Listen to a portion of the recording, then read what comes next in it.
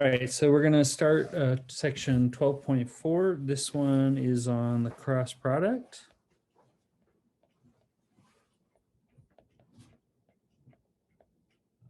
Okay, so this one, the motivation is going to seem a little strange. We're starting with the properties of the cross product as sort of a given, and then we're going to determine what that means. The formula for the cross product has to be.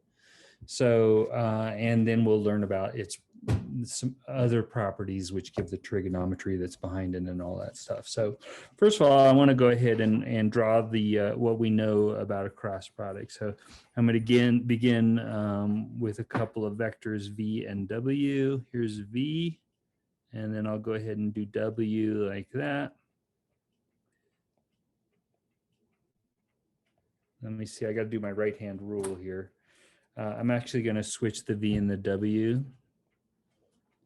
We'll talk about right-hand rules later, but I suffice it to say that I wrote these in the wrong order.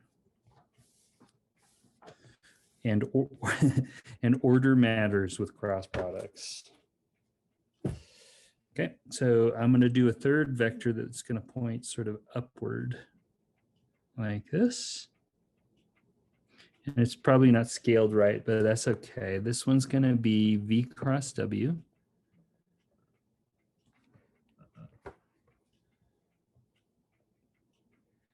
And we're going to impose a restriction on it. And that restriction is going to be that it has to be perpendicular to W and it has to be perpendicular to V. So I'm going to draw these little boxes for perpendicularity here.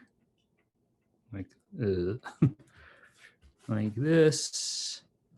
And maybe in a slightly different color, I'll do another one like this.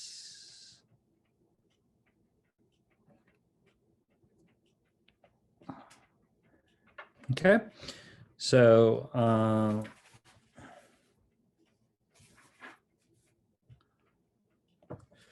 here we go. So we want to define a product v cross w.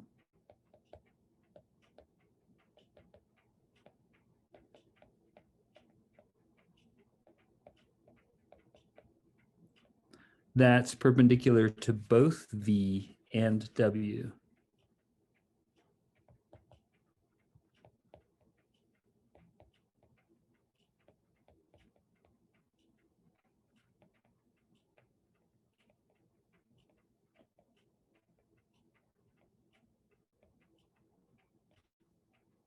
Okay, and so that means that when we take the dot product of v cross w with either v or w, you should get 0, because one of the things we learned about dot products is that the dot product of two perpendicular vectors is always 0.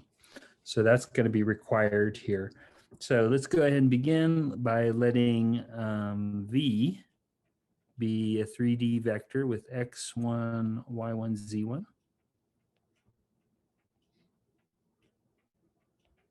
And w have components x2, y2, z2, like that. Okay, and we'll just define. Let's suppose this v cross w. We know it's a vector. So v cross w is just going to be that vector a, b, c. Whatever a, b, and c are, these components will be determined.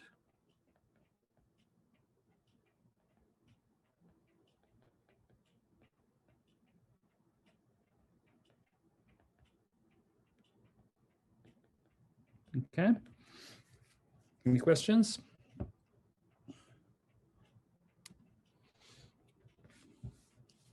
Okay. So what we want is that these dot products have to be 0. So we need that v cross w is perpendicular to v. So if we do the dot product, V dot V cross W, we'll get 0.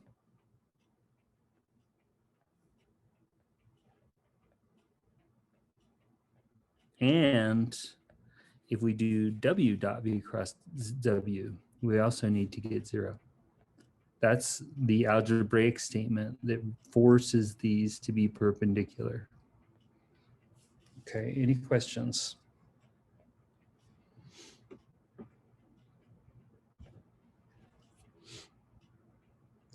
Okay, so we're going to do both of these dot products. So V dot V cross W. Remember, we decided V was going to be X1, Y1, Z1. And we also decided that V cross W is going to be ABC. So that's going to come out as AX1 plus BY1 plus CZ1, and that needs to be 0. Okay. Also with W, W dotted with V cross W is going to be similar. W though is X2, Y2, Z2. And we're dotting that with, again, ABC. So here, very similarly, we're going to get AX2 plus BY2 plus CZ2. And for these to be perpendicular, this result has to be 0. Okay, any questions yet?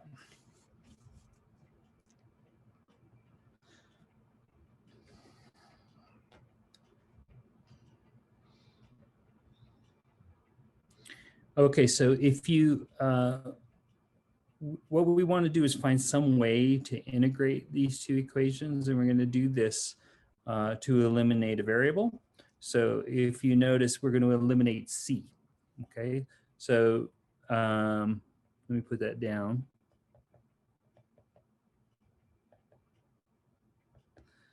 Okay, so what we're going to do is we're going to multiply equation 1, and I'll just go and label these. This one on top here is going to be equation 1, and this one below is going to be equation 2.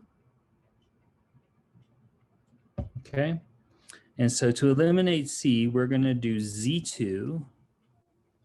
Professor, I have a question. Yeah. Where it says X1, Y1, Z1, does that say minus or times? That's a, okay, do you mean right here? Yeah, right there. That's a dot product, my bad. Oh, okay, no problem. Thank you. Yeah, I'll make it look more like a dot.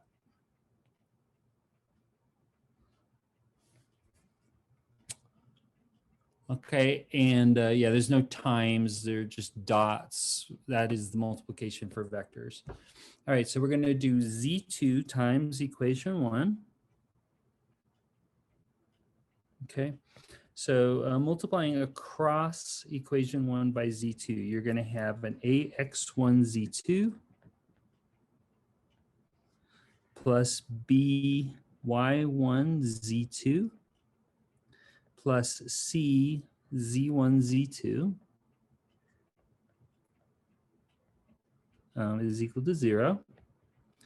And then I'm going to multiply negative Z1 by equation 2, and you'll see we'll get a C Z1 Z2 term there as well. So again, negative Z1 times equation 2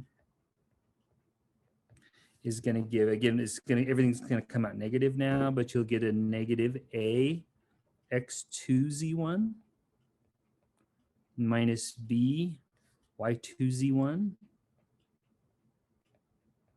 minus C, it'll be Z2 Z1, but I'll write Z1 Z2 equals 0. And you can see that when we add these, of course, the C will eliminate. Okay, so if you notice here, I guess I can combine and factor out the A on the first two terms. So it'll be A times x1 z2 minus x2 z1. If you guys know cross products, you know that this is starting to look like cross product material. Next one's going to be plus b, and we're going to have a y1 z2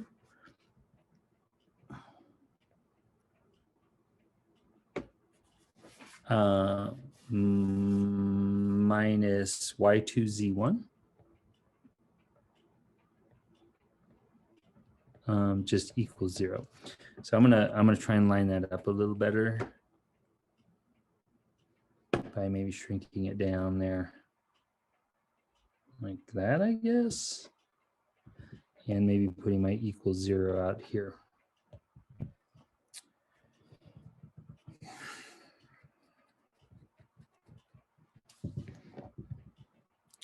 Okay. Now, this is one equation with two unknowns. I'm trying to figure out what A and B are. And if you have one equation and two unknowns, sorry about this, hang on.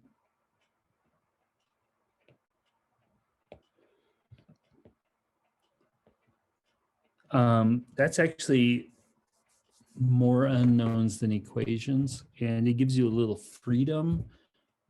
You can impose any equation that you like.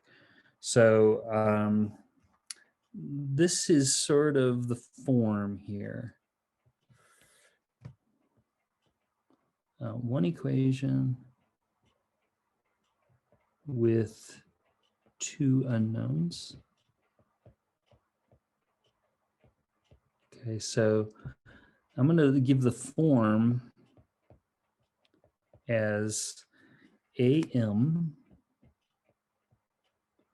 plus BN equals 0. Okay, so here's one solution.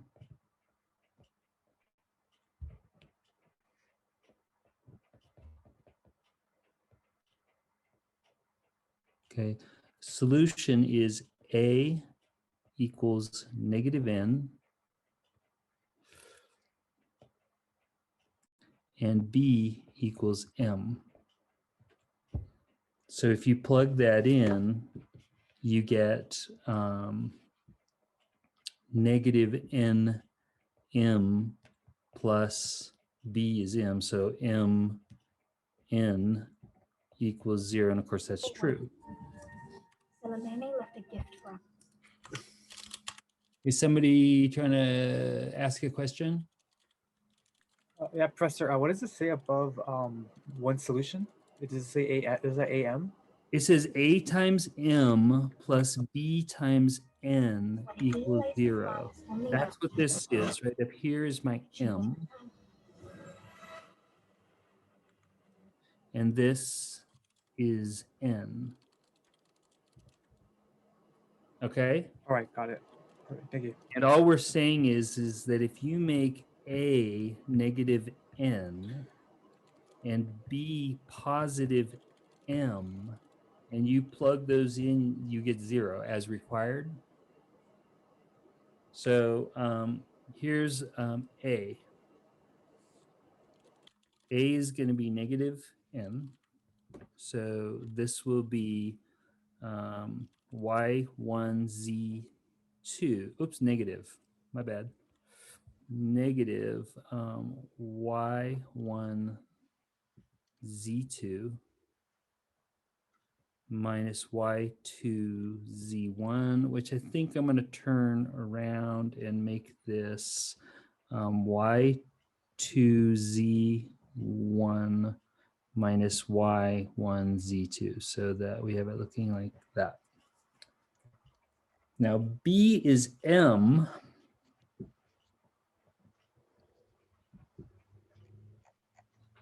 So that's going to be the X1Z2. B is M. I'm just checking my work here. So A is Y1Z2. Okay.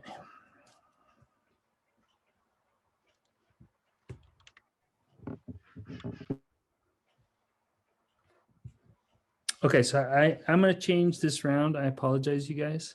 Instead of a being negative n, I want a to be n. I just did this backward, so I apologize. A is n and b is negative m. This still works like that.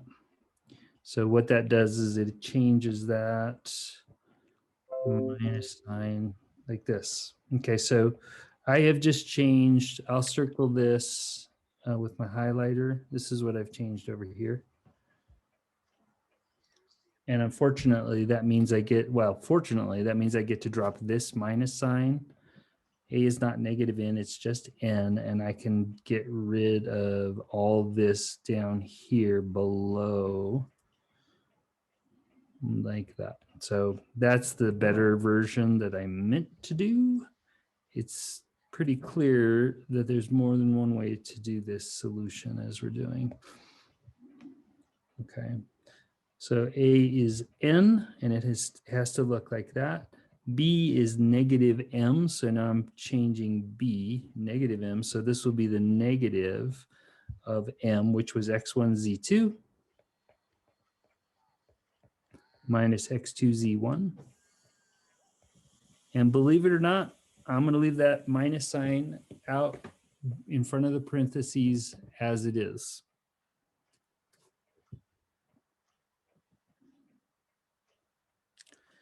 Now we have a horrible task. We still have to find C. Okay, so I'm going to plug all this back into equation 1 and solve for C. So we have to plug into equation 1 and solve for C. Okay, so I'm just going to copy equation 1 up above.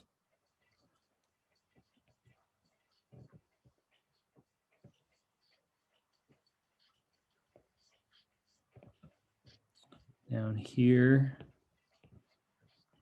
And then we don't know what C is, but we do know what A and B are. So A was y1z2 minus y2z1. Okay, and that's times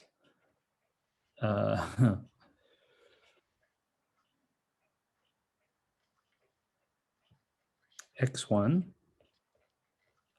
plus b. Now this is going to get a minus sign because b has the negative. So I'll write minus x1 z2 minus x2 z1, and that's times y1. And then plus c times z1 equals 0. Okay, you can see there's only one thing, one unknown here, and that's the c. Bit of a mess, but maybe we could just distribute and move things to the other side. So you can see there's going to be some common terms as well. So first one, you get an x1, y1, z2 minus x1, y2, z1. Then minus x1, y1, z2. And this will be a plus x2, y1, z1. And then plus cz1 equals 0. There's two terms that are redundant, so we can cancel those. Which ones? x1, y1, z2 appears twice here and here. And we can move the other terms to the other side. So if we have c z1, let me go back to green. So c z1 is equal to x1, y2, z1.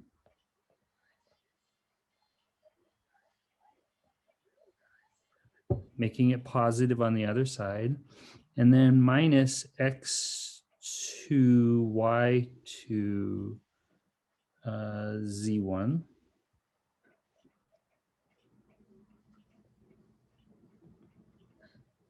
like that. This is true for all Z1, so we can divide by Z1.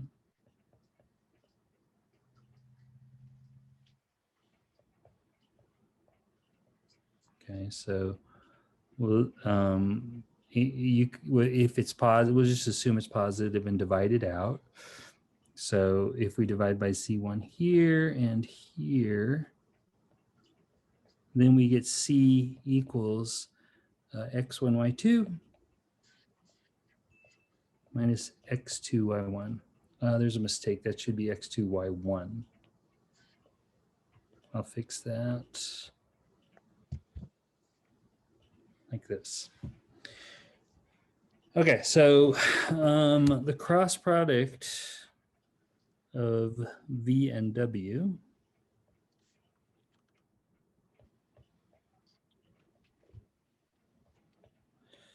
V being x1, y1, z1 crossed with x2, y2, z2. We just said, well, this is ABC. But now we've determined what A, B, and C should be. So A, I'm going to go back and just grab these now. So A, I'm copying from up above. Okay. Then the B,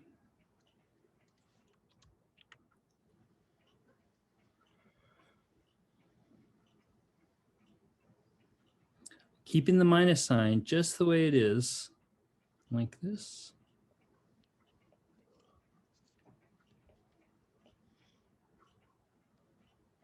Like that. And then the C is just up above, which it's a little too small. So let me just write that again. It's too big, I mean. So it's x1, y2 minus x2, y1. Okay, just like that. Okay, so that's the formula. We're not going to memorize it in that form. There will be an easier form for this. Okay, and I think most of you guys already know it, but any questions yet?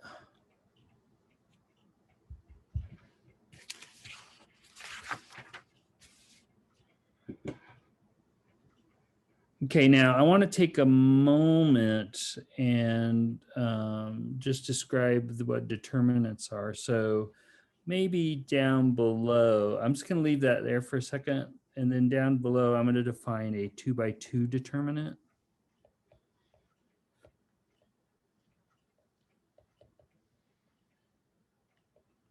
This is a linear algebra thing. We work with matrices in linear algebra. But if you do A, B, C, D as a 2x2 matrix, 2 rows and 2 columns, you multiply diagonally. You would do AD and then subtract the other diagonal, BC, this way. Okay, so I'm going to do sort of a little cross in the middle to remind you that you're multiplying diagonally, and then you subtract. So the first thing I want to show up above is, I think I would first of all write this in IJK notation. So the first thing is the y1 z2 minus y2 z1 is the I component. And then I have minus the x1 z2 minus x2 z1 times the j component. And then finally plus the last part, x1 y2 minus x2 y1, that's all times the k component vector. Okay? And then I want to express these as 2x2 determinants. Now the first 2x2 determinant is y1 z, y1 z1 y2 z2. And what we're doing now is just working on finding patterns. Okay, this guy right here is the computation that's done up above.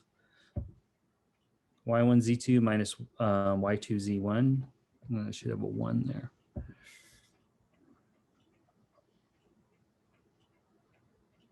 Okay, and that's all times I.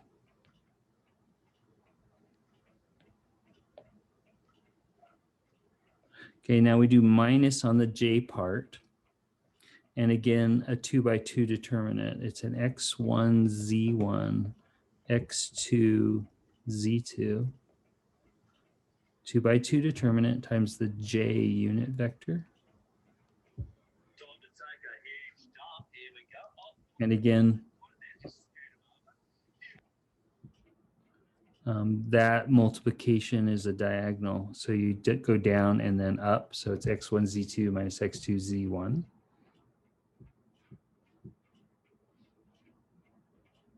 Okay, and then the last one, again, a 2 by 2, you do the X1, Y1 in the first row and X2, Y2 in the second row. And that gets multiplied by K. And as before, it's just a determinant where you multiply the diagonals and you subtract. X1, Y2 minus X2, Y1. Okay.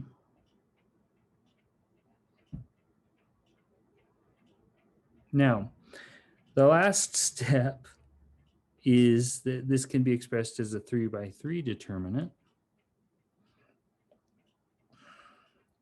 So let me show you what a 3 by 3 determinant. Let me back up just to there. Okay, so a 3 by 3 determinant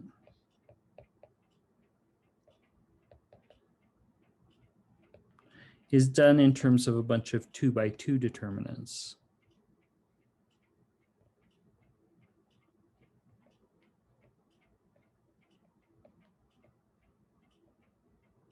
Now, there's a whole lot of theory about determinants in linear algebra, and I'm not going to cover any of it. I'm just going to tell you one way to evaluate a 3 by 3 determinant. Okay, one way is to write it in terms of 3 2 by 2s. You start by doing A times this, let's see, what we call a minor. I'm going to make this a little smaller. Okay, so with A, you're going to block out the row and the column that A comes from.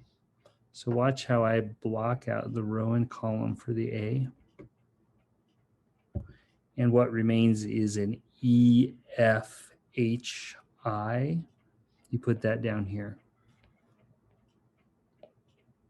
E, F, H, I. And it's a 2 by 2 determinant. With an A in front of it. Now we're going to the B. This time I'll block out the row and the column containing the B. And you get a different minor. Okay. So this time the minor is going to use the DG and the FI. And with the B, you always put a minus sign. Why? Because that's how this worked out up above here. There was always a minus sign. That's why it requires a minus sign. Okay. The minor is DFGI. Another way of saying it is if this isn't a minus sign, then these vectors won't be perpendicular as we required them. Okay. And then finally, we'll do plus C times a 2 by 2 determinant.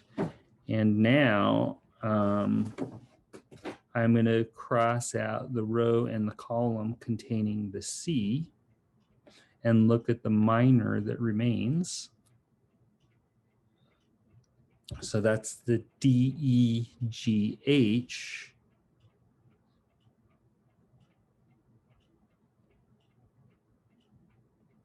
Like that. And that's how you compute, that's one way to compute a 3 by 3 determinant.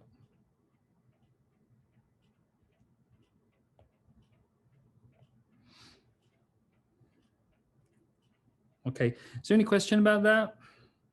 We'll practice it, okay? And you'll see me doing this over and over again, okay? But the point is that this expression we have here up above is in the form of a 3x3 determinant. And what I want to show you is that this is equal to a very strange determinant that's going to have an I, J, and K in the top row times x1, y1, z1, the first vector in the cross product. And then I said times, but I meant the second row is x1, y1, z1, which is the first vector. And then x2, y2, and z2 are the components of the second vector. And that's how we're going to remember how to do a cross product between two vectors. Okay, so what we really need are some examples.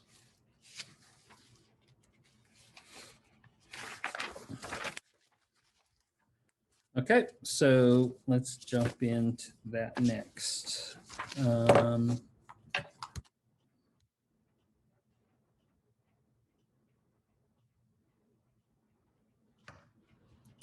So this is basically how we're going to describe this. Let's let V be the vector 2, -1, 5, and W be the vector -3, 1, 4, like that. Okay, and we want to do the cross product of V and W. So this is how we're going to do it. V, let me clean that up. V cross W is going to be, we're just going to go straight to a 3x3 determinant. Top row gets an I, J, K, unit vectors, okay? Then the next row gets the first vector, 2, -1, 5. Third row gets the second vector, -3, 1, 4. Okay, any questions about that?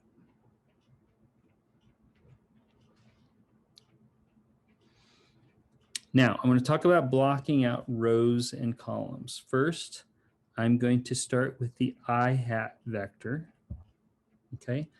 And I'm going to block out the row and column for I hat and put in the 2x2 minor that remains after you block out the row and column. By the way, this method works for any dimension determinant, a 4x4 or a 5x5 determinant, or any higher dimension. And yes, you will, those of you that take linear algebra will compute big determinants like that. Now, next you do a -j, always a minus, okay, times another 2x2, what they call minor. So I'm blocking out the row and column of J and putting in the minor, which is 2, 5, -3, 4. Like that. Okay. And then plus K. And then we block out the row and column for K that way. And we put in the minor. 2, -1, -3, +1. Okay, any questions about this?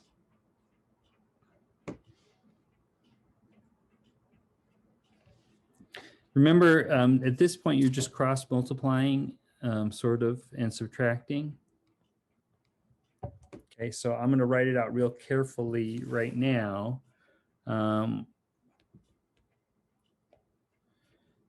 So we have the I unit vector, and then when we multiply, remember you go down first, then up. So -1 times 4 is -4, and then -1 times 5, which is 5.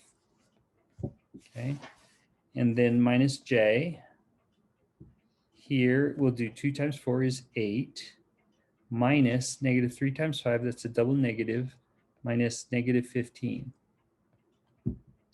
Okay. Finally, k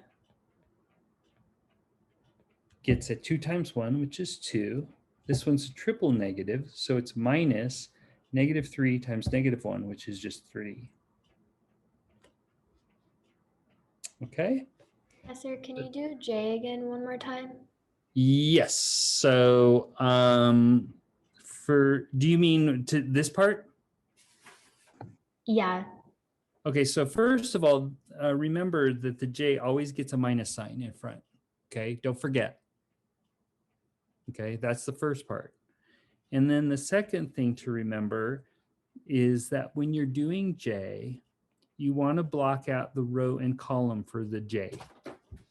Okay, the minor that remains is the 2, 5, negative 3, 4. Do you agree with that? Yes. Okay.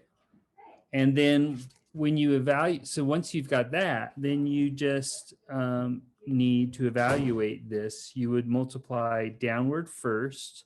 So let me do this. So downward multiplication, 2 times 4 is 8. Okay. And then we always say minus, and it's a negative 3 times 5. So it's minus a negative. So minus negative 15. Is that okay? With the upward multiplication. Okay, I see it now. Yeah, these double negatives are the thing that kill you on this. Lots of them. Okay. Let me just do this, and we're almost done. So here you'd say negative 9i, and then I get an 8 plus 15 is 23, but it's negative, so minus 23j. And then 2 minus 3 is minus 1k, which you probably would just write if you want to use component vector notation. So as a negative 9, negative 23, and negative 1. Okay, any questions about that? Anybody? You can do these in your head. Once you set up that 3 by 3 determinant up here, the rest is actually, it doesn't take long before you can do it in your head. The tricky part is changing the sign on the second component of the vector. Okay, so you'll get better at these as you practice them if you've never done it before. Any other questions? Okay, and then let's see. We had V equal to 2, negative 1, 5. And just note if we do V dot V cross W like that. So here we're doing 2, negative 1, 5, and we're dotting this with negative 9, negative 23, negative 1. So this is going to be negative 18 plus 23 minus 5. And I think you can see this is 0. So that means we can say that V is perpendicular to V cross W, which was what we required.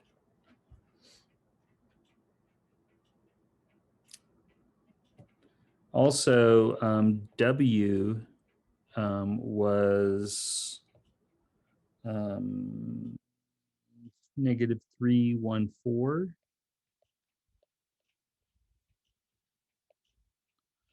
And if you do W and dot that with V cross W, like that, well, W is where? Negative 314, and we're dotting that with negative 9, negative 23, and -1. So here, -3 times -9 is 27. 1 times -23 is -23, which is 4. And 4 times -1 is -4. And 4 minus 4 is 0. Okay, so again, W is perpendicular to V cross W.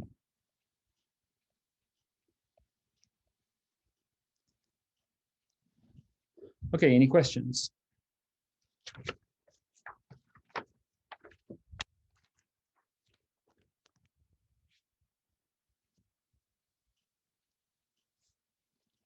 Okay, so let's put a little theorem down.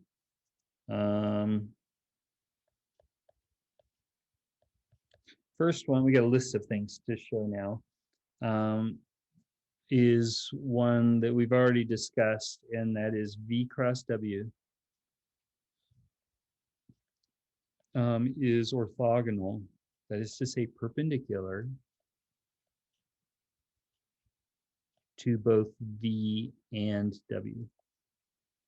Okay, so we know this. We don't have to prove it because that's how we defined the cross product.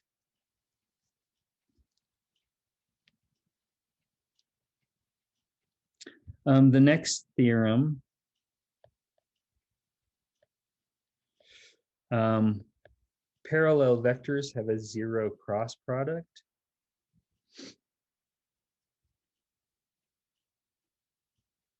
Do I need to do that? Yeah, let's do parallel vectors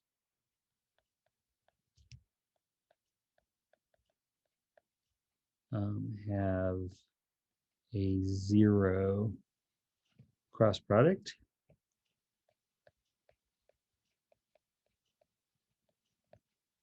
Remember how perpendicular vectors have a 0 dot product?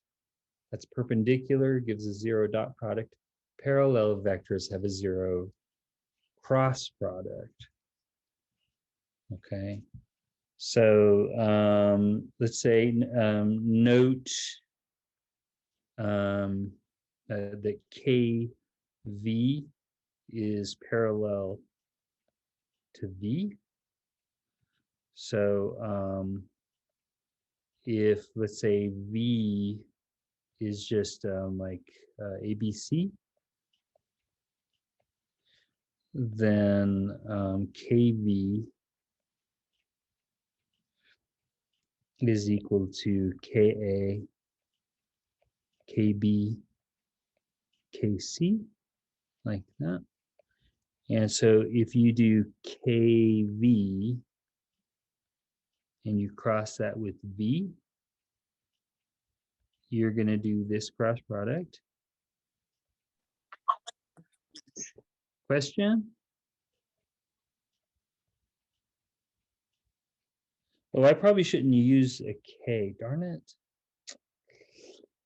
You guys are gonna hate me, but I'm gonna change my K to a T because there's too many K's here. So I'm gonna say TV like that, scalar T. So TV is gonna be TA, TB, TC. I'm so sorry. And then TV crossed with V will be TA, TB, and TC being crossed with ABC. And I'm saying this will be 0.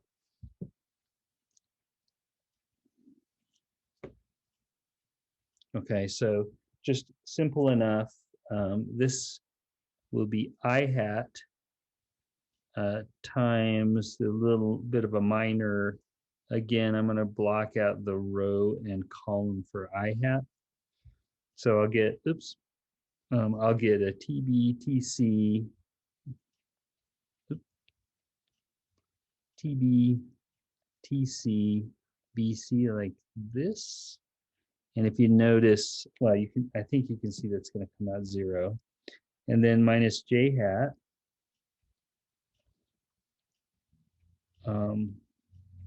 Let me block out the J hat column. And so here you're going to have a TATC and then an AC like that, and then plus K hat, and blocking out the column for K hat gives TATB AB like that. And then the rest is super easy. You just have I hat, and then you would have TBC minus TBC.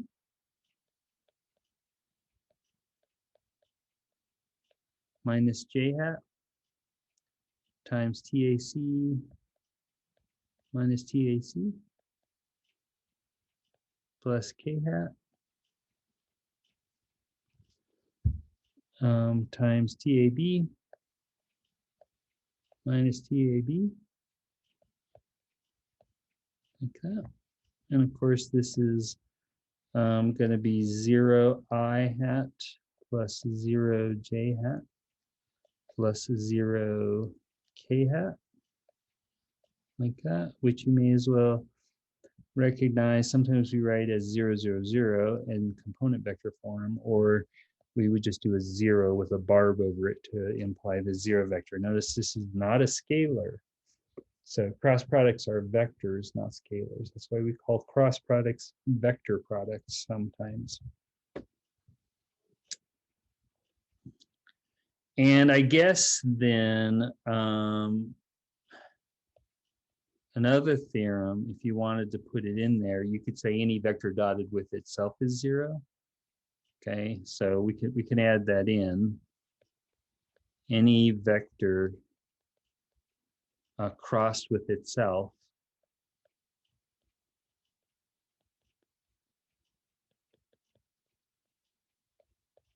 is going to be a 0 vector. Okay, so V cross V is 0 for all V, is what that says. This is obvious because V is parallel to itself, and the previous theorem says parallel vectors have a 0 cross product.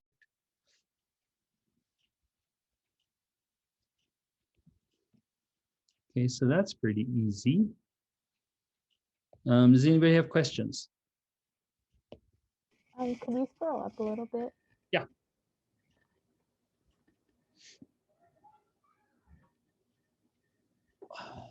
$821.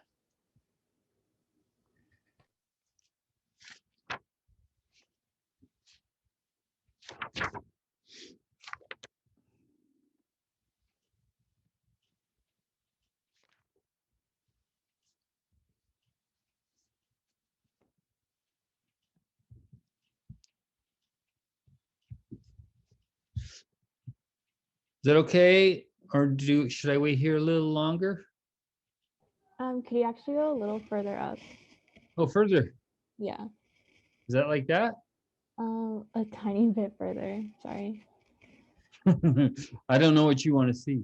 Yeah, right there is good. Okay, I'll hold for a minute.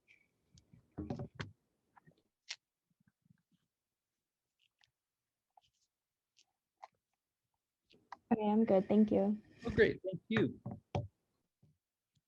Okay, any other questions?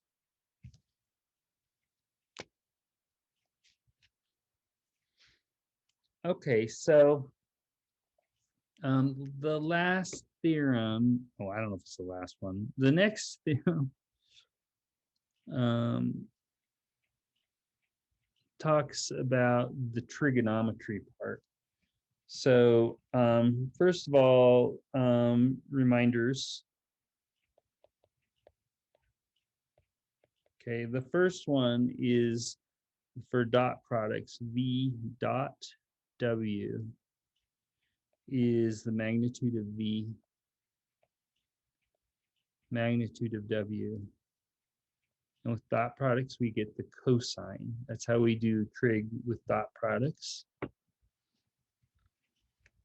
Also, the magnitude of V, let's do it this way, that a vector dotted with itself is just the magnitude of that vector squared. Okay, and you can see that from the definition above, because theta is 0 when when you talk about a vector dotted with itself, the angle between it and itself is 0, and the cosine of the angle is 1. Cosine of 0 is 1. So that second statement is just a consequence of the first. Okay, here's the theorem. It says that the magnitude of V cross W is the magnitude of V times the magnitude of W times the sine of the angle between V and W. Okay, so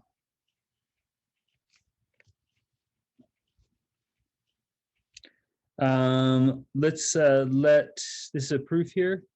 We're gonna let V have an X1, Y1, Z1.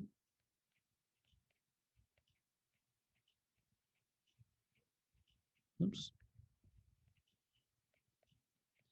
And W be an X2, Y2, Z2.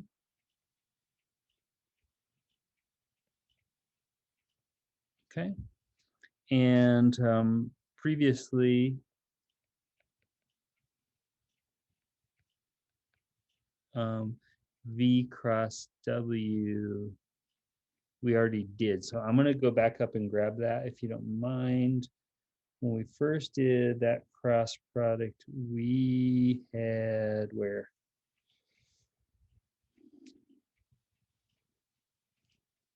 So I think I will grab this expression right here that I'm kind of wiggling around. That was V cross W. Okay, so I'm going to copy that and paste it down below.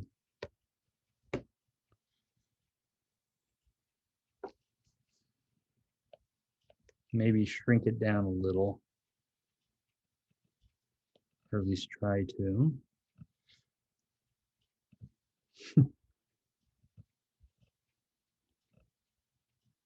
Something's going funny with my, there we go. I'll have to do it like that, I guess.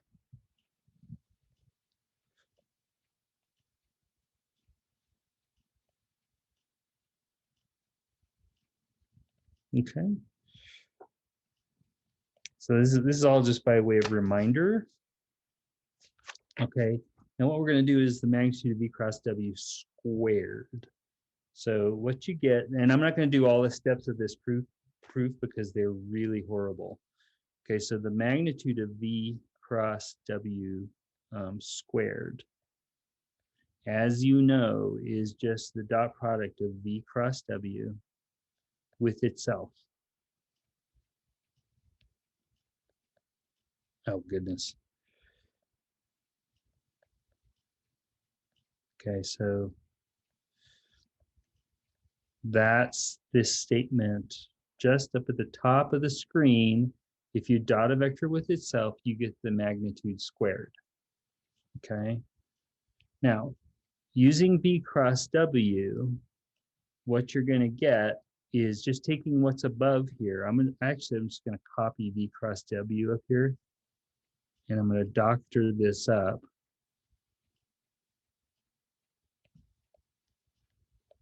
Down here, maybe I'll get rid of the mess here. But remember, we're taking the squares of each of these components and adding them up.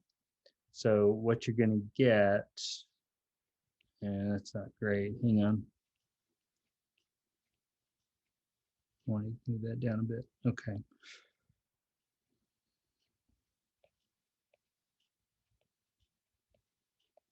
Okay, so that's V cross W, but when we dot it with itself, you square each of the components and you add that up like this. Okay, so that's V cross W dotted with itself, which is V cross W magnitude squared.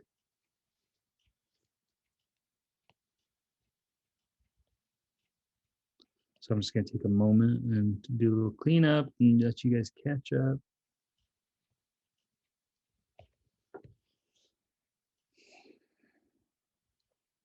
And then the thing is here is we're going to, the next step, we're going to multiply, then factor as follows. And this is the part where I'm not going to show this because this is a complete mess of work.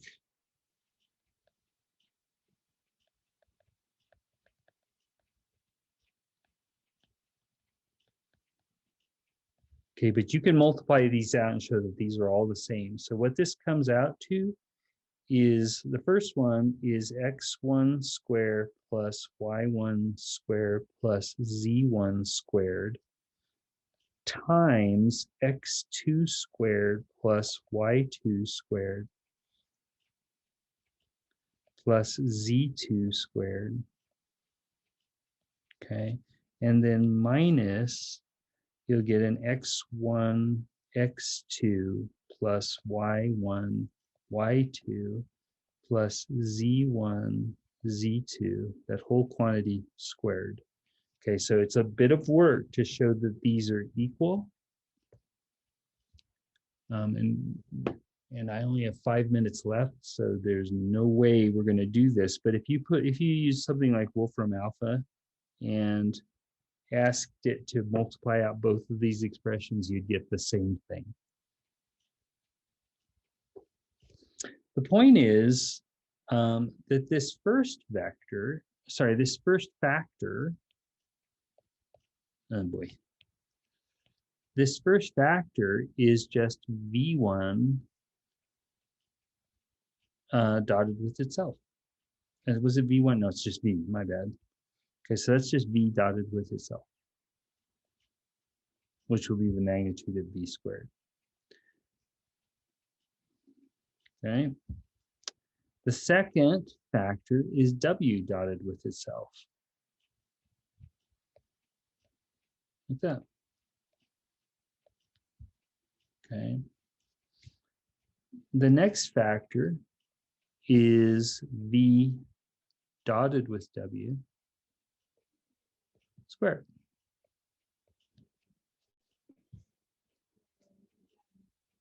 Now, v dotted with v is the magnitude of v squared. W dotted with w is the magnitude of w squared.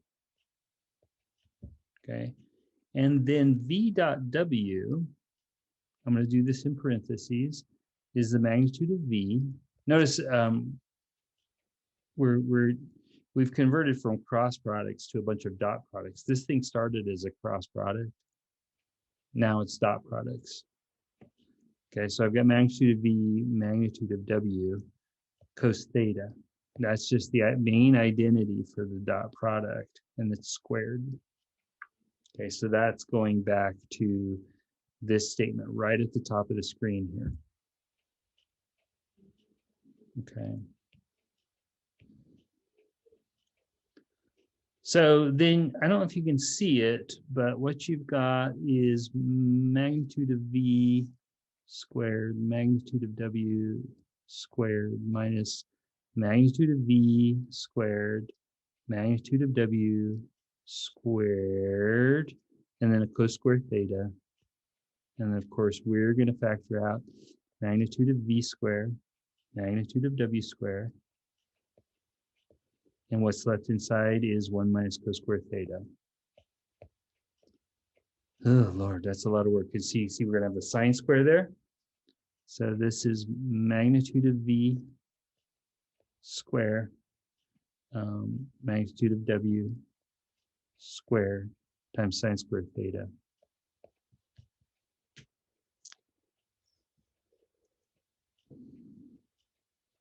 And what was that? This was the magnitude of v cross w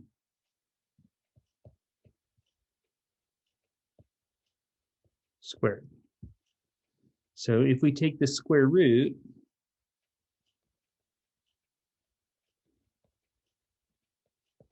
then you would have the magnitude of v cross w.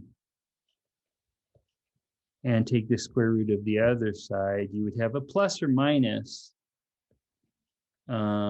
which would be the magnitude of V times the magnitude of W times the sine of the angle between them. Now, this side is positive.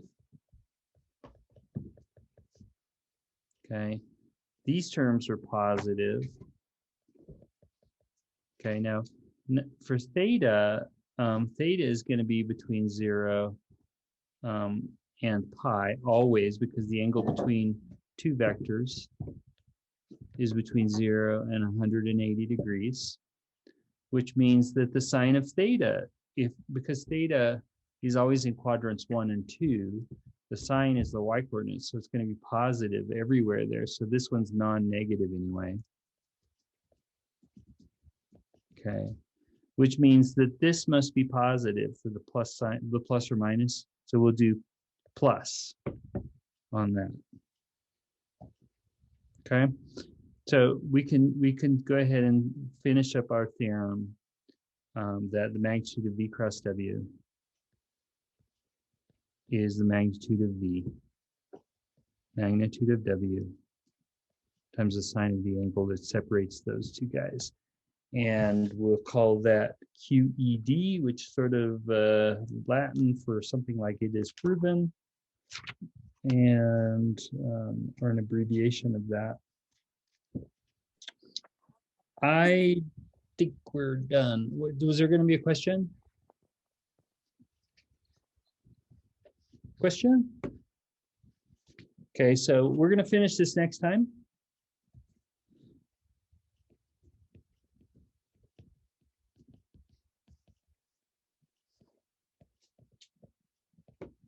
Okay, so these are hard sections to get through, but the next two sections are really easy to get through. So there's a pretty good chance that we'll do 2.5 sections on Wednesday, and that'll finish us up for the week. All right, everybody, just going to give you one more chance. Are there any questions out there? Can you scroll up just a tiny bit? Yeah, sure, I'll do that. How's that? That's That work? perfect. Okay, so I'm going to go ahead and stop the recording. Professor, Okay, so to summarize,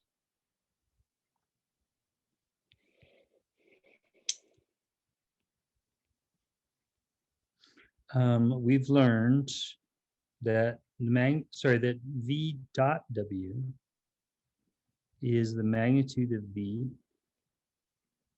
times the magnitude of W times the cosine of the angle that separates them. And that the magnitude of V cross W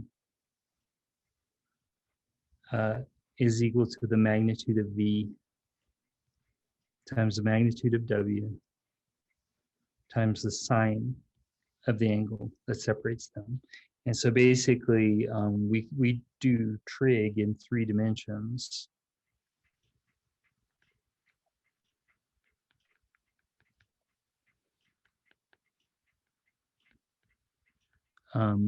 Using dot products and cross products.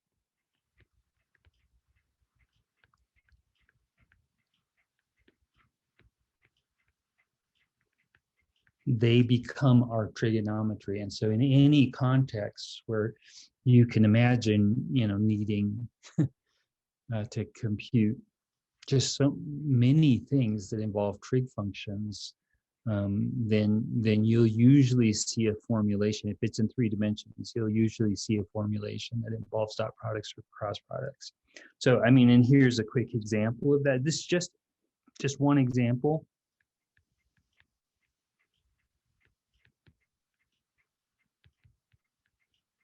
Of doing trig.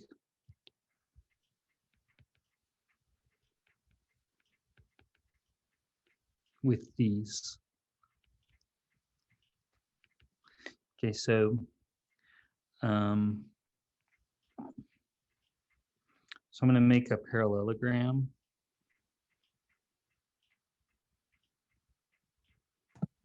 Professor, Yeah, sorry, my Wi-Fi cut out. Could you go up really quickly? sure. Thank you. I mean, this is all we've done today. What you're Okay. looking, this is all we've got. Okay, so if I make this one V and this one down here W, what I will do is, again, making a parallelogram just means copying these vectors over to the other side. So there's V again, and then another W.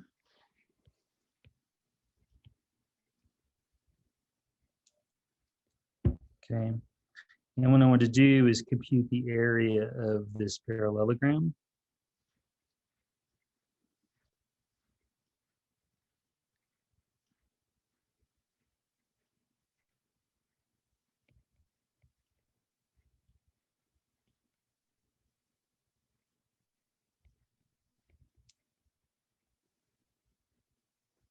So the area is the base times the height.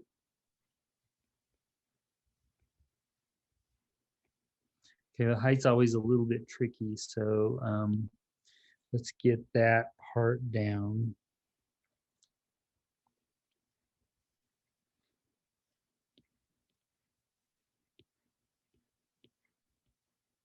So I'm going to draw an altitude from one corner here, like that, and try and make sure it's perpendicular, something like that. Okay.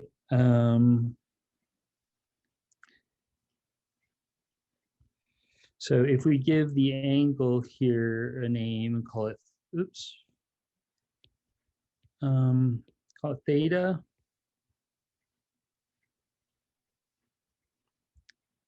Then you know that this side is the magnitude of V times which?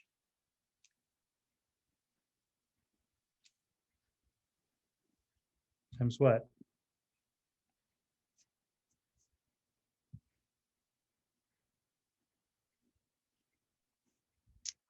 Anybody? Anybody? Could you repeat that? How do you get that altitude that I drew? It's the magnitude of V times what in green there? Should I use a sine, sine or a cosine? Oh, is it? Cosine? Yeah, so it'd be, well, no, but that's the opposite of theta, right? So cosine's for adjacent, this is opposite, so we'll do magnitude of V sine theta. Okay, so the base times the height. So to get the area of the parallelogram, the base is magnitude of W, right? And the height is the magnitude of V sine theta.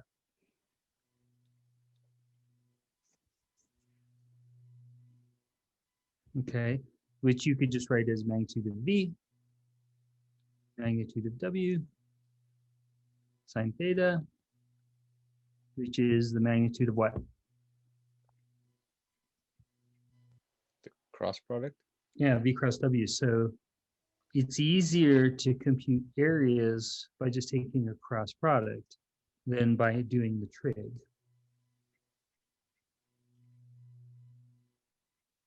Okay, so you don't need the sign. The sign is built into the cross product. Okay, any questions?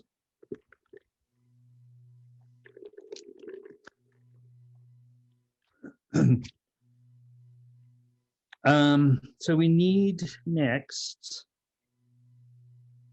to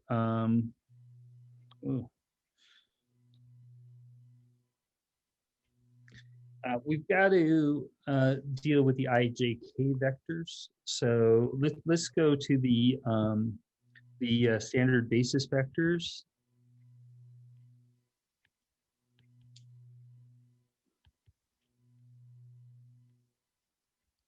Which are the I hat, J hat, K hat vectors.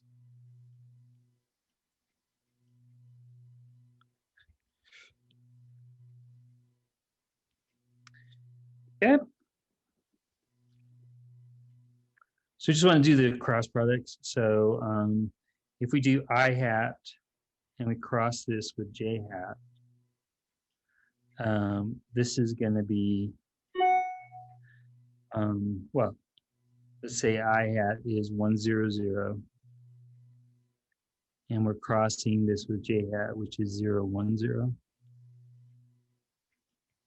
Okay. And the way we denoted this was with the 3 by 3 determinant, where we do an I hat, j hat, and a k hat in the top row. And then in the cross product, the first vector goes here, and the second vector goes in the last row, like that. So that's how you do I hat cross j hat. Okay.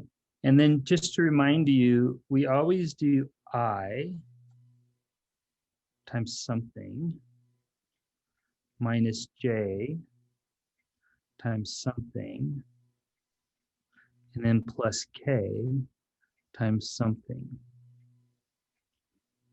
Okay. And the somethings are 2 by 2 determinants after you delete a row and a column. For I hat, you delete the row and column of I hat. And you end up with what's called a minor determinant, 0, 0, 1, 0, like that. And I'm going to delete these parentheses here. Okay, any questions about that? Now for the j hat, you delete the row and column where j hat resides in the matrix. And you look at the minor that remains. This time it's 1, 0, 0, 0, like that. Then I'll clean up a little.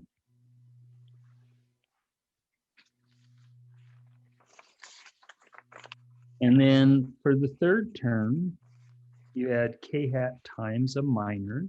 So this time the minor is what you get when you delete the row and column that corresponds to k hat in the matrix. And so here the matrix, the minor that remains is 1, 0, 0, 1, like that. Okay.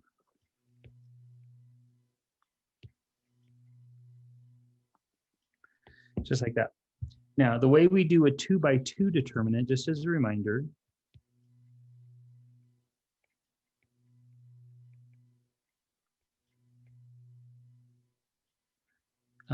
is like if you have a determinant of A, B, C, D, you multiply diagonally and then subtract. You go downhill first and then uphill.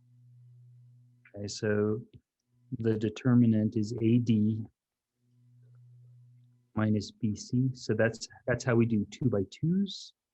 3 by 3s are obviously more involved, but this is just a bunch of 2 by 2s now. So you have I hat, and you're going to do 0 with the downhill, minus 0 for the uphill, and then minus j hat. Again, the downhill is 1 times 0, which is 0, minus the uphill, 0 times 0, also 0. And then plus k hat. The downhill, 1 times 1 is 1. Uphill, 0 minus 0 is 0, so 1 minus 0. And so the whole mess turns out to just be k hat.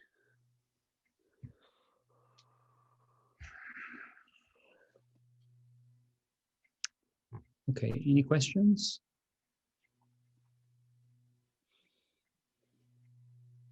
All right, now it's probably important to reverse the order. So if you do j hat cross I hat, like that, this is going to be same vectors, but in a different order, 0, 1, 0, cross 1, 0, 0. So I'm going to do this a little faster this time. So the matrix gets an I hat, j hat, k hat, then a 0, 1, 0, and a 1, 0, 0, like that. And then we do I hat times a minor minus j hat times a minor, and then plus k hat. We always do a minus in front of j hat, and then plus k hat times the minor. And again, for I hat, we block out the row and column, and we get 1, 0, 0, 0. For j hat, again, we block out the row and column, and we get 0, 0, 1, 0. And for k hat, blocking out the row and column, we get 0, 1, 1, 0. Like that. And then we multiply diagonally, like kind of like this on all three. Okay, downhill, then uphill, and we subtract. So here you're going to get I times 0 minus 0, same as before, minus j hat times 0 minus 0, and then plus k hat. This time we're going to get a 0 minus 1. That whole mess comes out to negative k hat.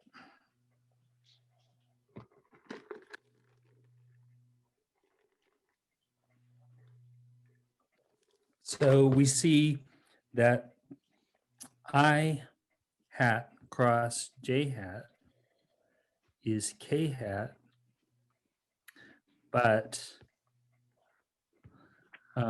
j hat cross I hat is negative k hat. Okay. So in general,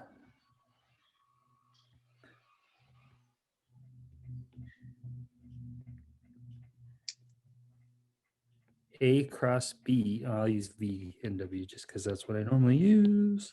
So V cross W is the negative of W cross V. It's not hard to show.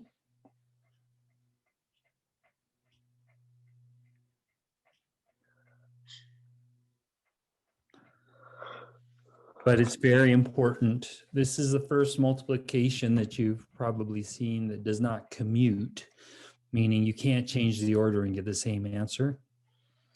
Matrix multiplication is the same. A times B is not B times A with matrices when you multiply them. So those are called non-commutative algebras. Function composition is not commutative, so F composed with G is not the same as G composed with F. So there's just a list of non-commutative algebras in math. This is one of them.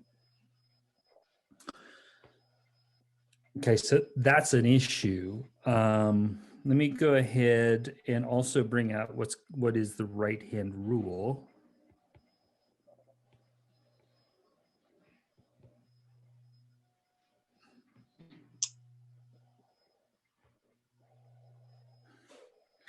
Just to kind of notice, I see, and I'm going to try and draw a hand, which is dangerous, probably for me.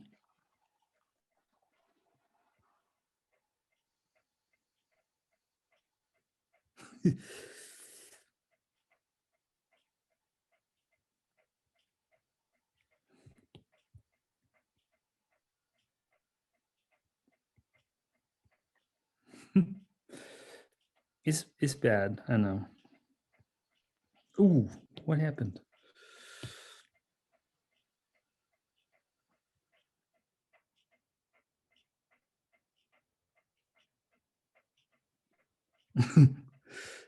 Yeah, I feel pretty good about that. So this is a right-hand rule. This is your I hat. Oops, I hat. This is j hat.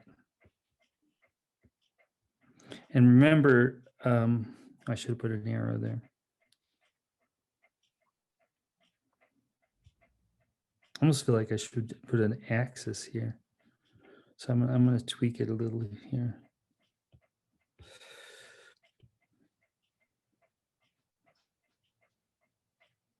There's my x-axis, my y-axis. there, J hat, and then my K hat. Okay, like that. The I hat is the first vector in the cross product. Ugh.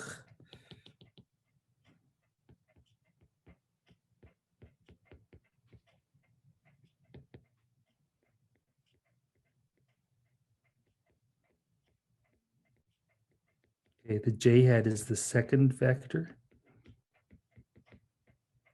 And the K hat is the result.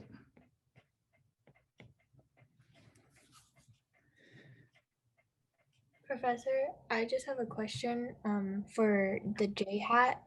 Would Uh-huh. the, would it technically be slanted, or is it like on the same line as K? Well, you got me there. Uh,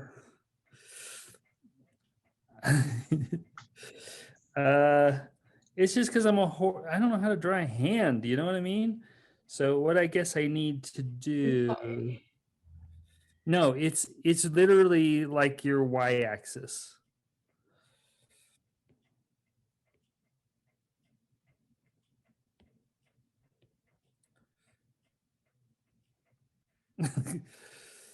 uh, Okay, I see it now. Thank you. oh, Joy, it's a pleasure. So your drawing looks fine. It's not as bad as you think, Professor. Mine's worse. Mine's worse. I think the harder I try, the worse it comes out. I should have drawn the coordinates first. I'll do better on the next one. Honestly, it's just the J finger. That's it. I think the rest looks fine. The J finger looks like it was like run over by a car. Yeah. So I'm good with it. So the point is that remember that the result has to be perpendicular to both I and J. Okay, but the question is, does it point up or down? And so I'm trying to kind of make this clear here. And I wonder if I should just go full screen here.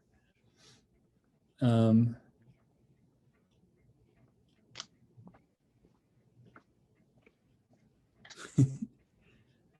so I don't know if I can do a spotlight on myself here.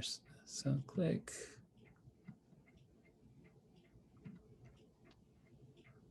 Man, oh man, oh man. Nothing's working.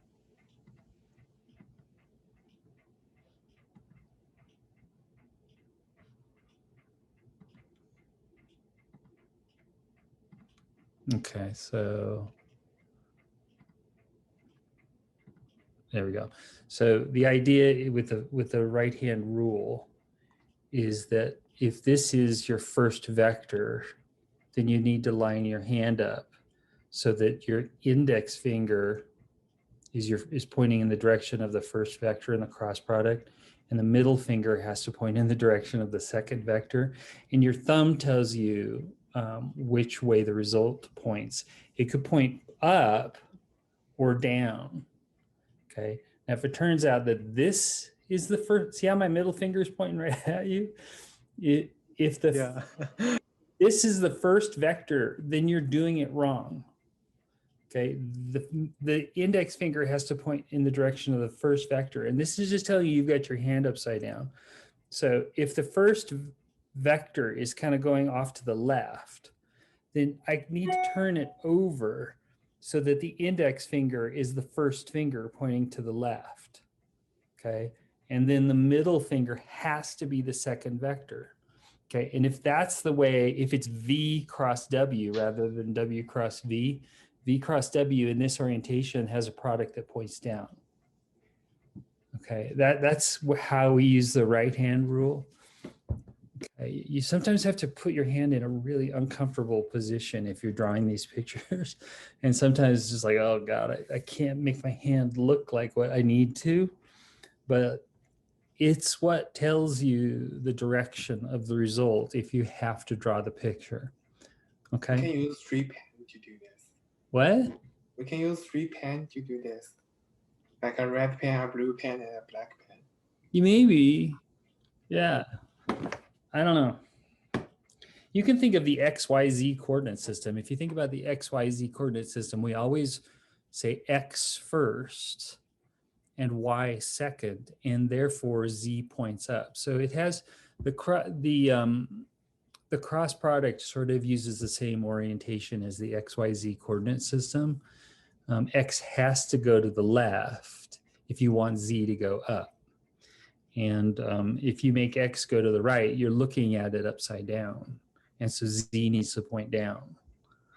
Okay, it's the same. You're just kind of looking at the coordinate system in the right orientation. It's the same with cross products. Okay, so just as another example here, let me go back to the iPad real quick.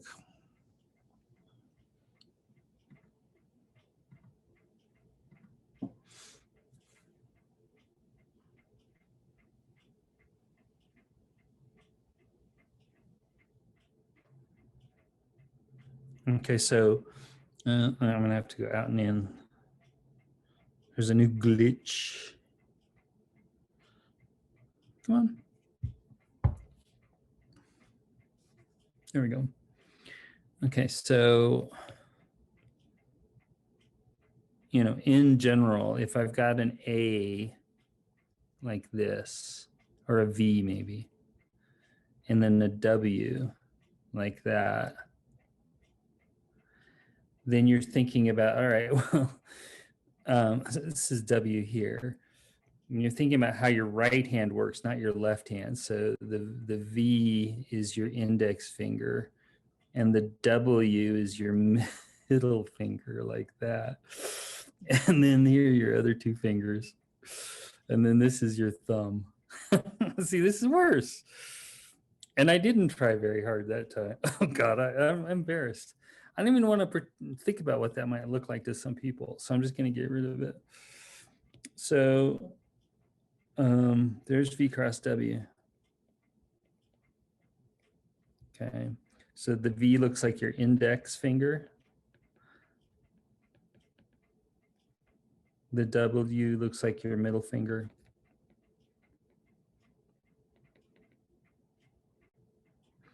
And the V cross W is basically your thumb for your right hand. Okay. But if you do W cross V, so this is, you know, I guess I could just do it pointing downward here. Well, I don't know if I ought to do that. So if I do, let's do it just by putting it down below. So I'm going to grab W and V here.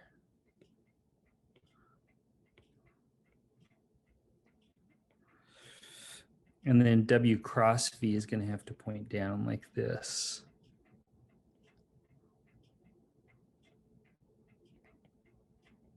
Okay, so now you're doing W first in W cross V. So W has to be your index finger. And V has to be the middle finger. And W cross V has to be your thumb. And you're pointing your thumb downward now to make that work. And so it's like this. You have to kind of turn your hand down like that. Okay. On your right hand. Don't use your left hand. W. Oh God. How do I do that? W. I'm putting my arm back behind my head to make that look like that. Right in my face. Enjoy. I'm here for you. This is what I'm here for. Okay, does anybody want to ask questions about the right hand rule? It's just to tell you what direction the product points.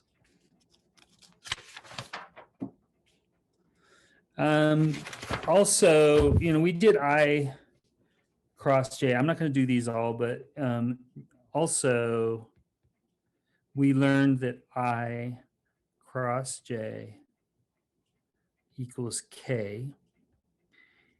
And actually, I'm going to do another little diagram here. So here's K, here's I, here's J. And it's sort of like a circle. it goes counterclockwise. So if you do I cross J, you get K.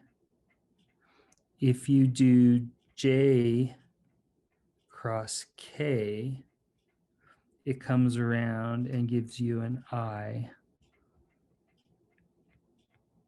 It has to go counterclockwise to make this work. Okay, and if you do K cross I, you get J.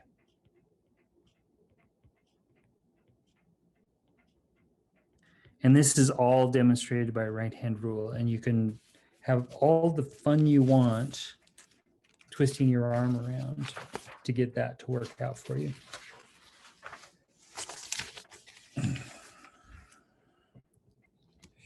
Maybe a quick list of properties for the cross product. Most of the things you expect work. We already determined that A cross B is the negative of B cross A.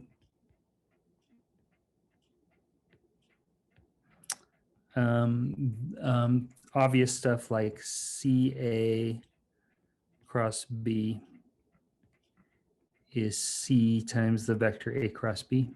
Remember, A cross B is a vector. 3 A cross, this is a distributive property and it works.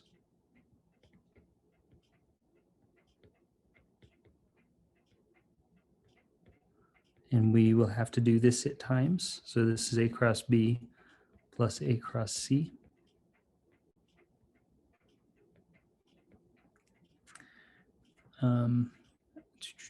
There's a distributive property in the other direction. So if I do A plus B cross C,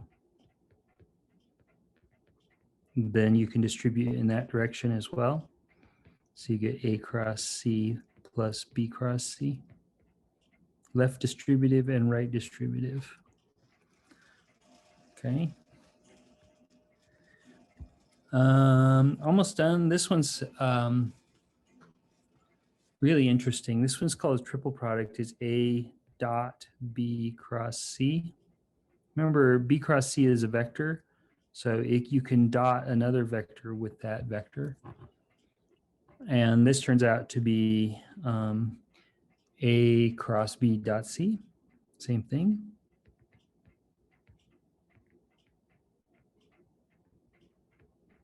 Okay, that's not actually hard to prove. This is called a triple product.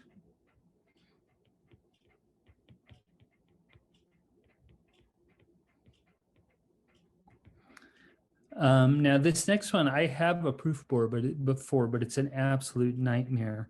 This is 6. This one's that tells you there's no associative property for vector multiplication. Associative property says, oh, you can regroup if there are 3 of them, and it doesn't work. Okay, so here's the rule: A cross B cross C, like this in parentheses, is not A cross B in parentheses cross C. It doesn't work. In fact, there is a way to simplify it, but it's weird. And so this is A dot C.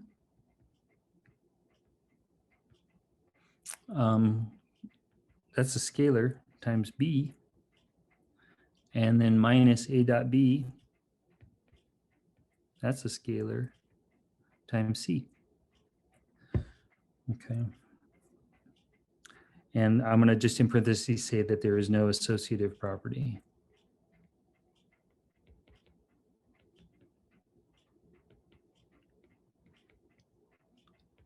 Which means that A cross B cross C is not A cross B cross C. That does not work. Which is just another thing that sort of complicates doing algebra with vectors.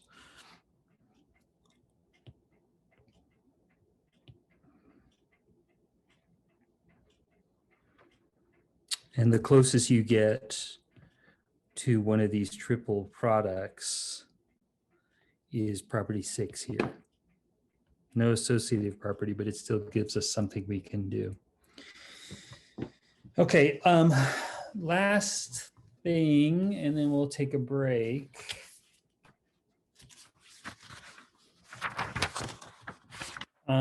Is triple product.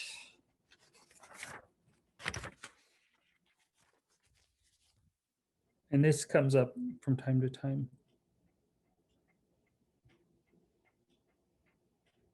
So we've already defined the triple product. So here's a triple product.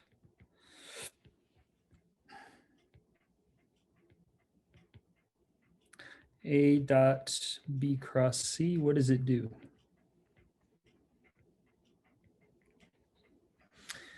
Okay, you ready? I'm going to draw a parallelepiped.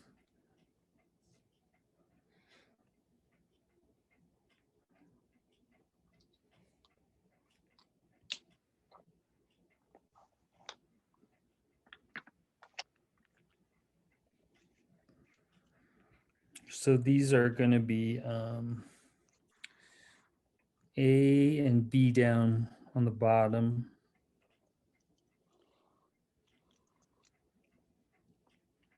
And then I'll have C going up.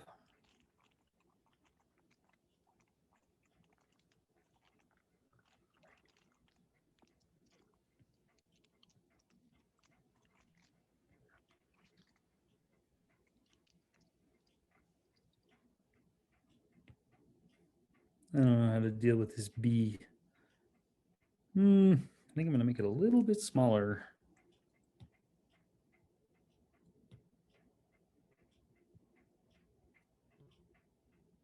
Is too small?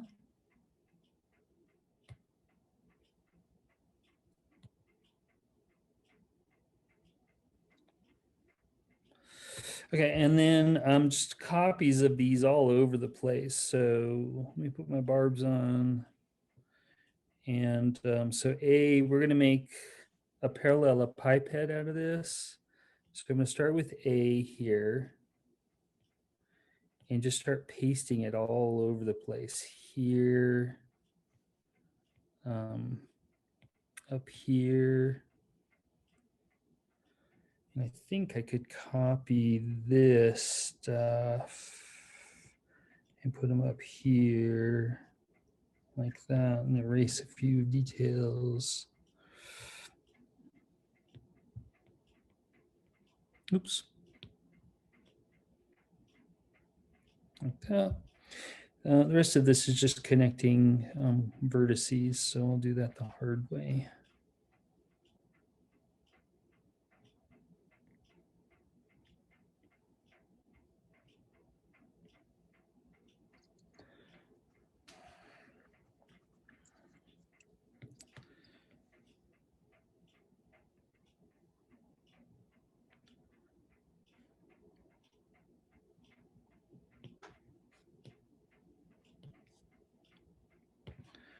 Okay, again, this is a parallelepiped.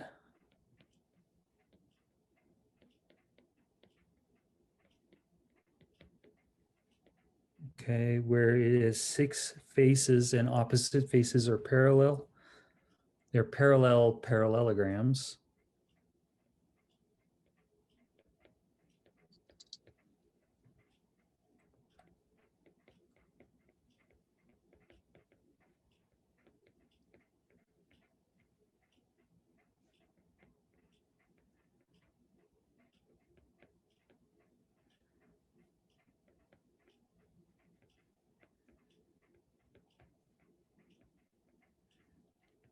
Okay, so what I want to do real quick is draw down put down on here what A cross B will look like. So I'll do that in another color and maybe with another dashed line. So A cross B is going to come up here somewhere. Let's say like that. Maybe not quite that far up. I'm going to put a little more angle on this. Okay, so that's my A cross B.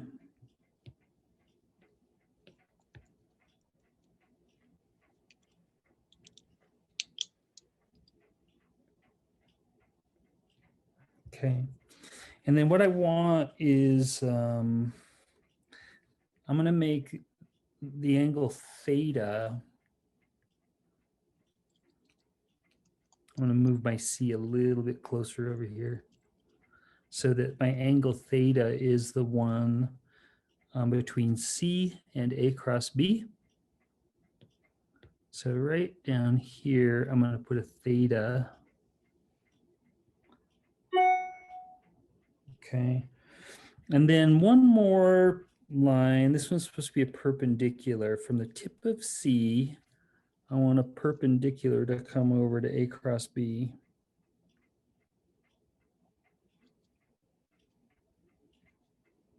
Something like that. And I think I'll do that. That's actually supposed to be, it's pretty good, but I'm going to do that with a dash.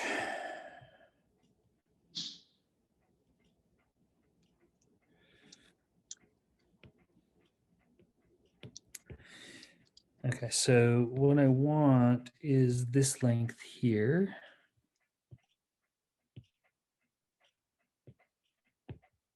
Okay, so this length here.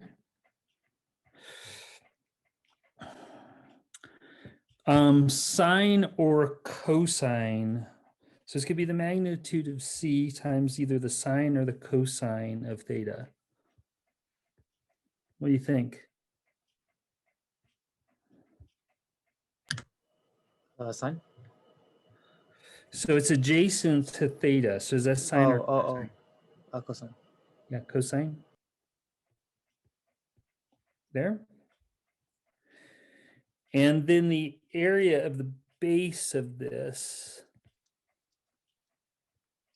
is going to be the magnitude of A cross B, because we learned that the area of a parallelogram with sides A and B is the magnitude of A cross B. So maybe I'll shade that.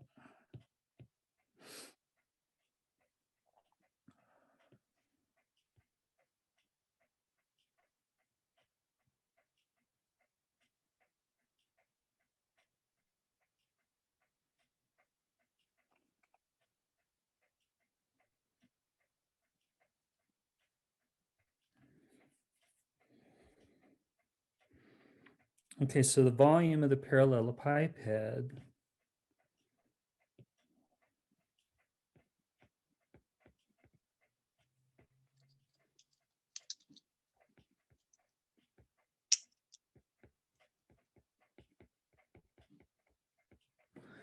is it's just base times height.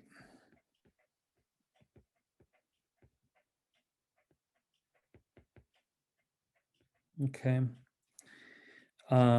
So the base would just be magnitude of A cross B.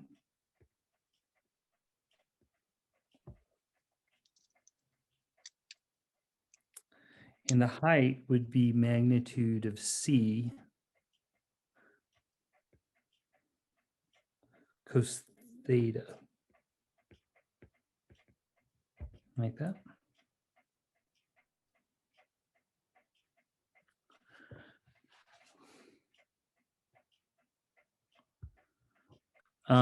And so this is just A cross B dot C, since if you remember, V dot W is the magnitude of V, magnitude of W times the cosine of the theta that separates them.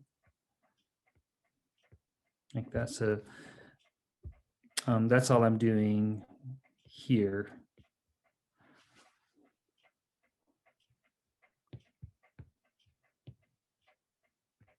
Just kind of as a reminder there.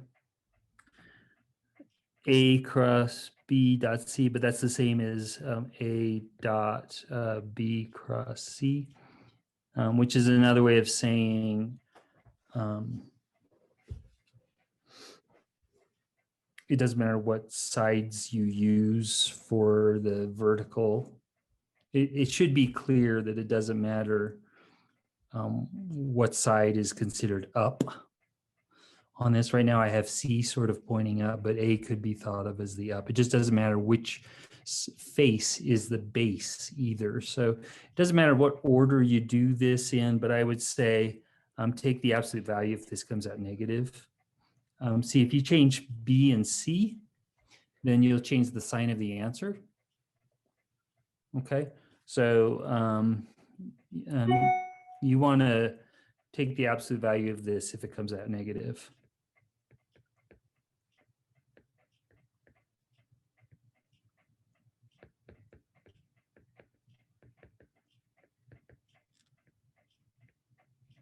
Okay, any questions? I hope I did my right-hand rule right. A, B, yeah, it's good. So if you do B cross A, then the A cross B is actually pointing down, and it's sort of, you're doing it in the wrong order. You don't have to worry about it. If it comes out negative, you just make it positive.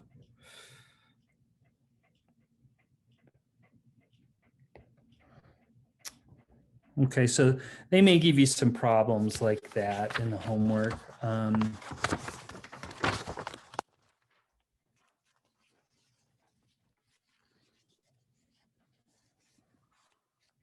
So just a real quick example here.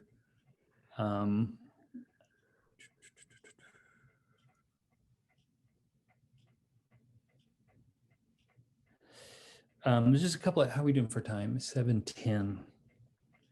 So I want to do a notational issue for triple product. So notation for the triple product.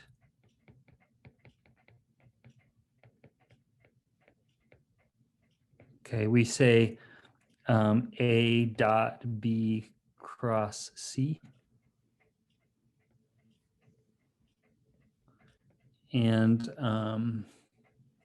so if, let's go ahead and just say A has an A1, A2, A3. B has a B1, B2, B3. And same with C.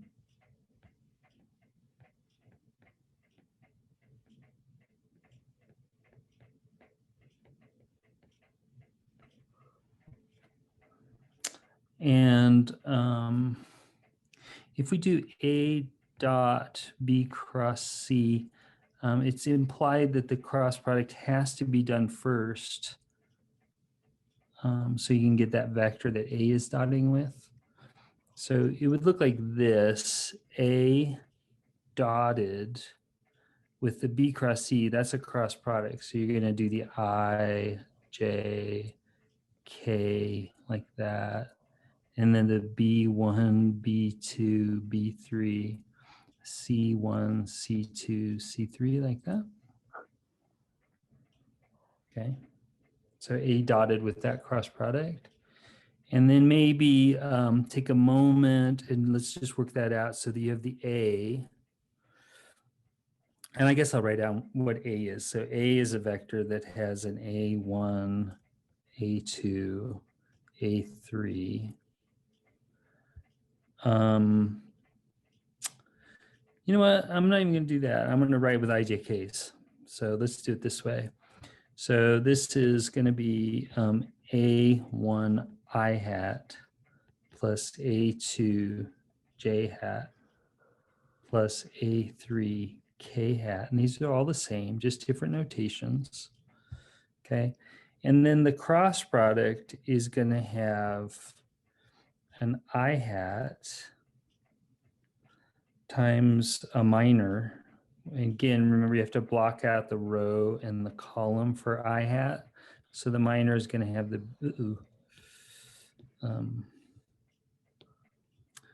B2, B3, C2, C3 like that.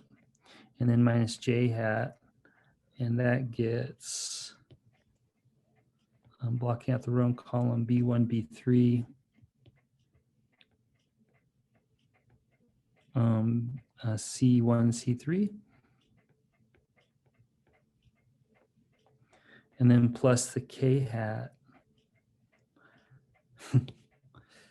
times, again, blocking out the row and column for k hat. Just get B1, B2, C1, C2.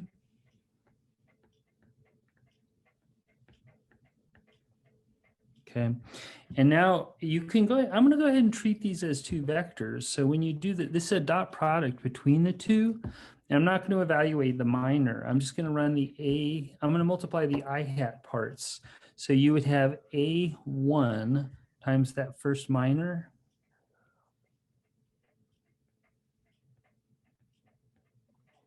Because the I components multiply. And then minus the j hat components multiplied by, you would get an A2 times the minor B1, B3, C1, C3, like that. And then the k components multiply, so you're going to get an A3 times the minor with a B1, B2, C1, C2, like that. And I guess what I would say is this thing right here looks just like this thing, except instead of an I, J, K, we have an A1, A2, A3. It's just a 3 by 3 determinant. So what this is just A1, A2, A3, B1, B2, B3. I've just replaced the IJK with the A's. C1, C2, C3. Okay, so this is the triple product. It's a 3 by 3 determinant. And it computes the volume of a parallelepiped. Okay, so I'll just do a quick example of this.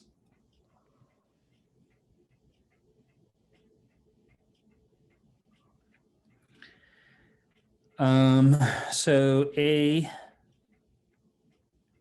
is going to be 153. B is 317.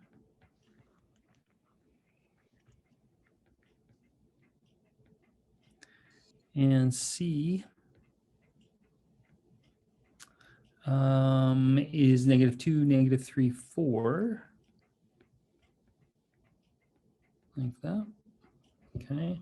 And if we do A dot B cross C with a triple product, what I'm saying is you can compute the volume of this parallelepiped by just putting these numbers in a 3 by 3 matrix.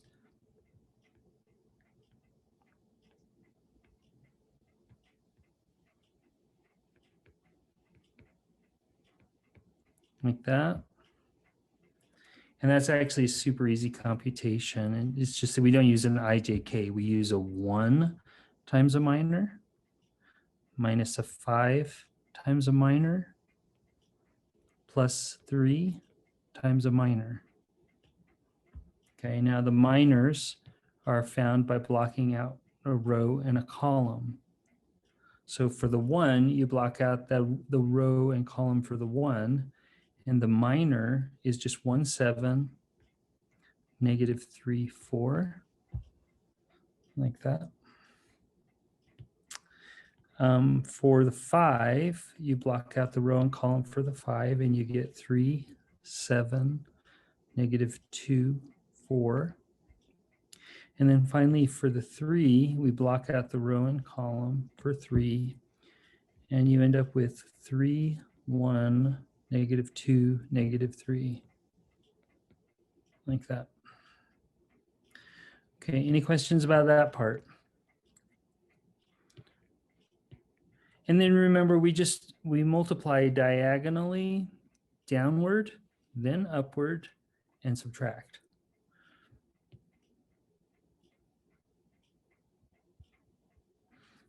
Okay, so you've got, hang on, let me get back to my green.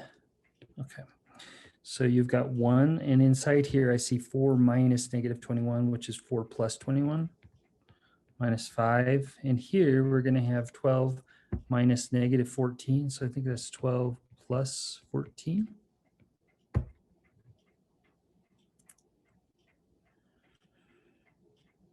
And then finally, plus 3, and here you're going to have -9. And then it's going to be minus -2, so it'll be +2. So 4 plus 21 is 25. I think there's a mistake. No, I guess it's okay. And then -5 times 26 is -130. And then 3 times -7 is -21. Professor, So how come for your when you multiplied 3 times -3, you got -9, but when you did 7 times -2, you got +14. yeah, right, because it's a double negative. So really what's happening here is you're doing 3 times 4 minus 7 times -2. So there's a double negative. You're always subtracting, and if it's a negative, it's going to be a plus. Got it. Okay, makes sense. Yeah. Thank you. Yeah, no, thanks for asking. Sometimes there's triple negatives. Yeah, that threw me off. Yeah, no, it throws everybody off. It's okay. Now, remember what I said, if this comes out negative, if this is the volume of a parallelepiped head, make it positive, okay? So I just to say, make this positive.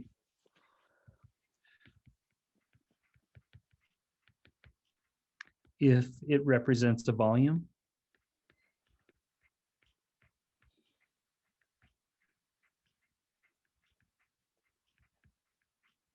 Okay, so the volume of the parallelepiped head is 126. Okay, so it's just the absolute value of the triple product. Now, triple products can be negative. It's just that if it's a volume, it has to be positive. Okay. And it's sort of a violation of a right-hand rule in here somewhere. The order of the cross product is wrong. But we're not going to fuss about that. We're just going to, if it comes out negative, we'll make it positive. And it's a super interesting thing. In linear algebra, you learned that a 3x3 represents a 3x3 matrix represents a linear transformation, and it scales three-dimensional objects into new three-dimensional objects. The determinant is a scaling factor. So if you use this 3x3 matrix to do a linear transformation in the linear algebra class, it'll take objects, and make the three-dimensional objects and make them objects whose volumes are 126 times larger. The determinant of the matrix tells you how big it scales. The sign of the determinant, here the determinant is a -126. And it turns out the sign of the determinant tells you if there was an inversion in the transformation. And an inversion just means that the three-dimensional object got reflected through some axis, which is essentially like turning it inside out. Okay, it just got the left side and right side got switched, or something like that. Okay, it got inverted. Okay, times at 7:23. Real quick, let's do a quick discussion on torque, and then we'll take our break. This is all 12.4 still, right? Yeah. Oh, okay. Yeah, both of these, the dot product and the cross product are super important. So they just go into a lot of depth, and I think the better and the more comfortable you are, the better off you are. So let me go ahead and let's just talk like a torque wrench. So I'm going to do a bolt. Here's a bolt. Not a very good one. Okay, there it is. Beautiful. And then my torque wrench. Not very good picture.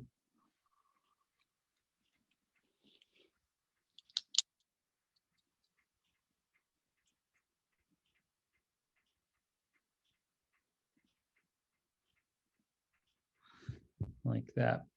And so what I'm going to do is just sort of enhance this by drawing just kind of a sort of a radius to maybe to this point here. So that distance will be r, and maybe I'll make it a vector. So this will be r.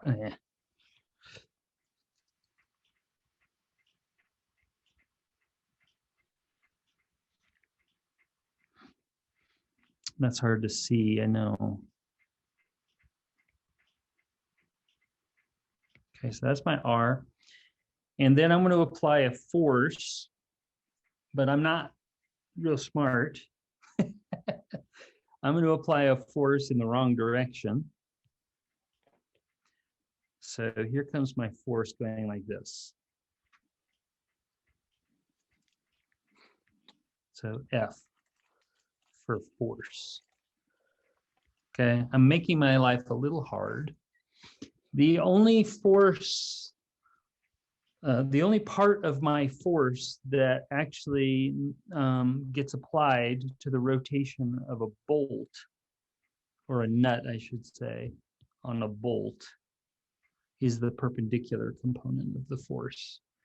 So unfortunately, what that means is that I have to do a little trig here. So here comes the trig.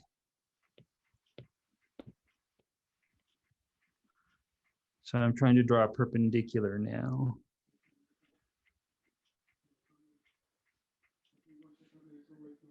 Something like that. So that's my right angle. And so if I want this angle here,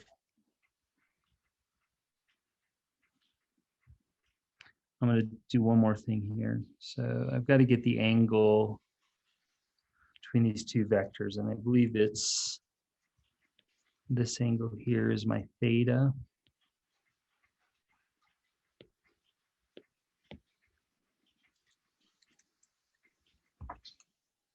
Between my two vectors. So this guy right here is theta as well. Okay. So this is in gray, we have the component of force that's perpendicular to R.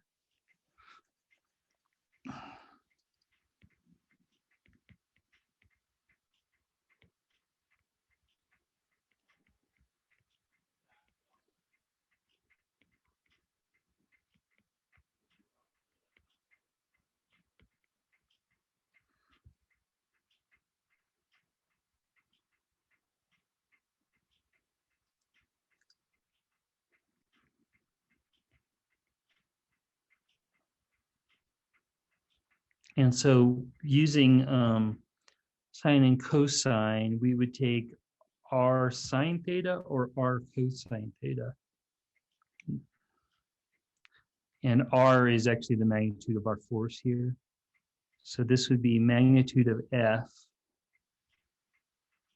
sine theta or cosine theta. Sine theta? No, Yep. Yeah, it's sine theta. Okay, like that. Sine is for the opposite of the angle theta, and theta is down there. Okay, so torque is represented by the Greek letter tau. Okay, so that's a Greek tau.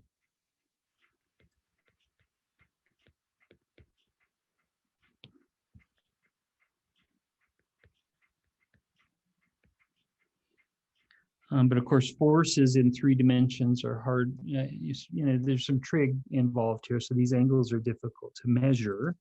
So, but we know that we would do the radius times the force. Okay, so this would be the magnitude of R times the component of F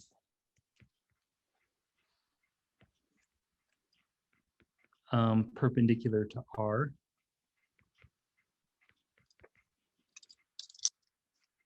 Okay. So those are scalars.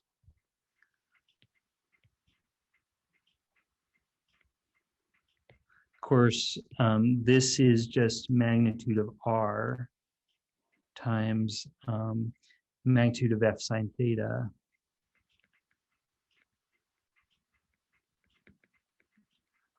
So what's that?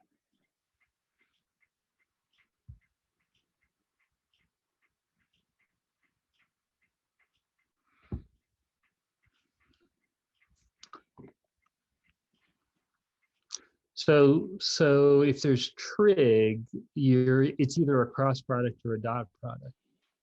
It'd be a cross product. Yeah. So, but since this is a scalar, it's always the magnitude with a cross product. So it's just the magnitude of r cross f.